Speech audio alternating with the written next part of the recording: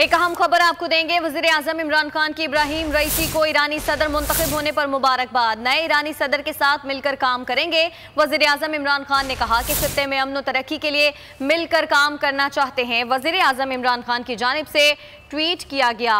अहम खबर से आपको आगाह करें, वज़ीर आज़म की ईरान के नौ मुंतखब सदर इब्राहिम रईसी को मुबारकबाद। उन्होंने अपने ट्वीट में उनको मुबारकबाद दी और कहा कि मिलकर काम करेंगे।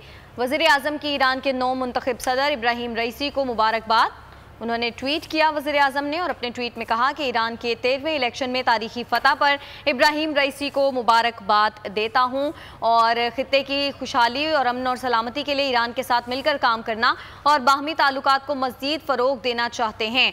अहम खबर आपको दे रहे हैं, वज़ीर आज़म इमरान खान ने इब्राहिम रईसी को ईरानी सदर मुंतखब होने पर मुबारकबाद दी है और नए ईरानी सदर के साथ मिलकर काम करने पर इत्तेफाक किया है।